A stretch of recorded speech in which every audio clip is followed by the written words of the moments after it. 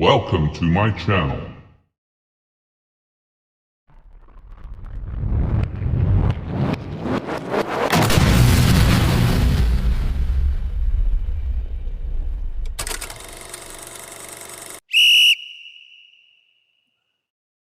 Okay, good day, everyone. I'm your host, Rick Sage of Spring News Bulletin Podcast, known as SNB Podcast on YouTube and Twitter. So today we're going to discuss the XFL quarterback situations with several teams and their impact on their 2023 ranking. All right, so let's get on with it. XFL 3.0 news.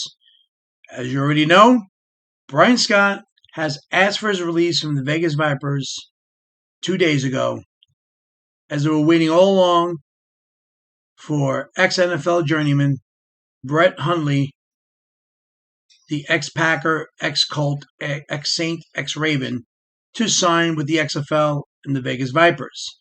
This was all unbeknownst to Bryan Scott. Now, Hundley was on the Vipers' radar all along, as we found out, leaving the Vipers quarterback, Bryan Scott, with a false sense of security, being the number one starter. Talk about a Brutus moment and being stabbed in the back. Et tu, Brutus? I mean, I felt bad for Bryan Scott. Listen, he was great for 3 games in the Philadelphia Stars in the USFL last year. Unfortunately, he got hurt. I like to see him back in the USFL. I like to really see him with my New Jersey Generals. They do need a solid number one. I'm not too happy with their quarterbacks this year. So hopefully he gets back on the horse, plays for the USFL, and goes to New Jersey Generals. I'd be very happy with that. I would also like to see and know how this will actually affect quarterback Luis Perez's status and his view on this acquisition of Brett Hundley. And who knows, maybe he's having second thoughts about his return to the XFL, or maybe he just stays put. Now, maybe Luis Perez may ask for his release as well, just like Bryan Scott, in time to latch on to a USFL team. I don't know. Only time will tell. So now, does Hundley learn this playbook fast and have control of the Vipers offense to be successful in 2023? Or does he not have enough time to grasp his playbook? And then we'll have a lot of drama to talk about this year for this year's Vegas Vipers and why they're not doing well and decisions they made and so forth. Maybe Luis Perez wants to stay put and wait it out. Maybe an injury to Hundley, God forbid. And boom, he's back in the driving seat and the starter for the XFL team, the Vipers.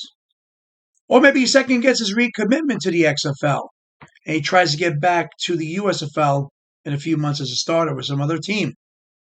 We'll see. That'll be to be continued. All right, breaking news.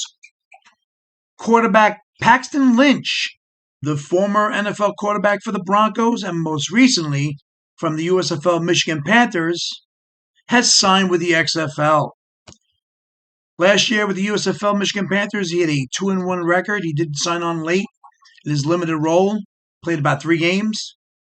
He has now been signed by the XFL and allocated to the Orlando Guardians, who wanted to acquire a pro-type quarterback to address their quarterback needs. I mean, they already have these 3 quarterbacks, 2 ex-fan control football quarterbacks, indoor quarterbacks, and ex-collegiate quarterback on their roster. So why not go get a former first-rounder from the NFL who acquired playing time and experience in the USFL last year to add to his spring football resume? Now, I believe this makes fans second-guess this year's rankings and status of the worst team, as we all said, would be the Orlando Guardians this year.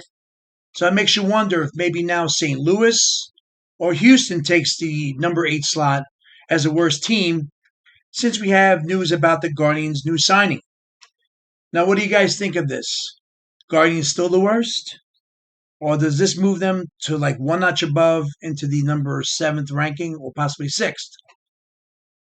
Who knows? We'll soon find out how this works out with Paxton Lynch and the Orlando Renegades this late in the XFL training camp. Now, I'd like to mention, so since I was a Dallas Renegade fan in 2020, and Bob Stoops is once again the coach. I'm sticking with the Arlington Renegades as my XFL team to root for this year. I mean, they have Slaughter, an ex-USFL quarterback who's very good. He's had some NFL experience as well in preseason with the Vikings. His perceived backup, Drew Plith, also played for the Bengals. Show a lot of promise and skill. He's also good. So 1 and 2, whichever way it goes, we're pretty good. Solidifies the quarterback situation. Plus, my ex-New Jersey General defensive back Bowsby signed on as well. Not to mention a few others. So, I will make this bold prediction for the XFL Championship Game 2023 as follows. The Arlington Renegades will face off against the DC Defenders, the, alt football world proclaimed we'll say America's team, the DC Defenders, for the XFL Championship Game on May 13th, 2023, most likely in San Antonio Alamodome, since Choctaw Stadium is already booked on the date with either a lacrosse or soccer team. So that's all I have for today. It's going to be an exciting year in 2023. I love football. I can't get enough of football. From the NFL to the XFL now, then moving on to the USFL, and then the ELF in Europe, and CFL up north to our neighbors in Canada, and then back to the NFL. We're going to have 52 months, all year-round football. I can't wait. This is a sports fanatic's dream, a football lover's dream, to constantly have football every single week, many days during the week. So I'm loving it. So I can't get enough. Please support all football teams and leagues. Spring football, alternate football, needs support. There's no need to pick a side. They're all playing different months, different seasons of the spring into the summer, into the fall. So support all the leagues. All right, that's all I have for today. Don't forget to subscribe to my channel and tackle that like button. Leave a comment, and we'll mention it on our next podcast on YouTube and Twitter. All right, so that's all I have for you today on Spring News Bulletin Podcast. I'm your host, Rick Sage. I'm out.